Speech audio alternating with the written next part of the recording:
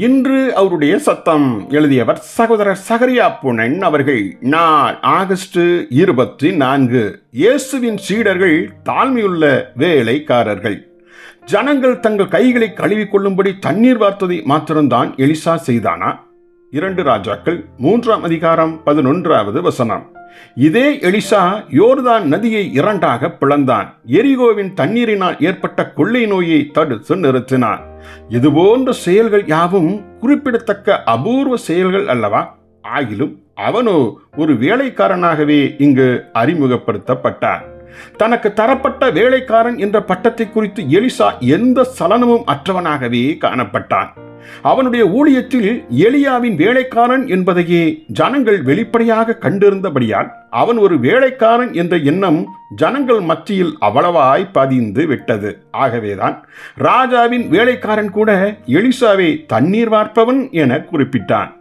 இன்று நாமும் கூட பிறருக்கு வேலைக்காரர்களாய் இருப்பதற்கே அழைக்கப்பட்டிருக்கிறோம். நம் குருநாதர் இயேசுவே கூட தன் சீசர்களின் கால்களை கழுவ தண்ணீர் வார்த்தவராகவே காணப்பட்டார். இதை இயேசுவே குறிப்பிட்டு கூறும்போது, நான் ஊழியம் கொள்ளும்படி வராமல் ஊழியம் செய்யும்படிக்கே வந்தேன் என கூறினார். மத்தேயு 20ஆம் அதிகாரம் 28வது வசனம். இந்த பூமியில் ஓர் தலைமை ஸ்தானத்தை விரும்பியவர்களை பார்த்து, என்னுடைய ராஜ்யமோ இந்த பூமியில் உள்ள ராஜ்யங்களின் மனோபாவத்திற்கு முற்றிலும் மாறுபட்டது என்றே இயேசு கூறினார். ஆகவே கர்த்தருடைய ஒவ்வொரு ஊழியக்காரனும் எல்லா மனுஷர்களுக்கும் ஒரு வேலைக்காரனாகவே இருக்க வேண்டும்.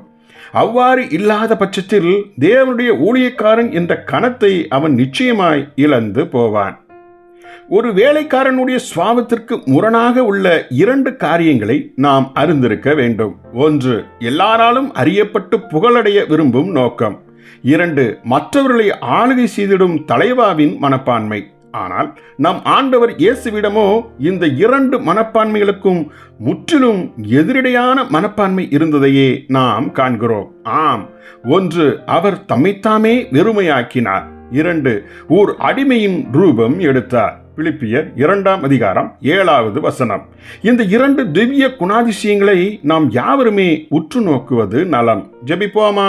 எங்கள் பரலோக தகப்பனே, எங்கள் குரு இயேசுவின் அடிச்சுவட்டில் அவரைப் போலவே தாழ்மையான வேலைக்காரனாய் வாழ்ந்திட கிருபை செய்தருளும். ஆமேன்.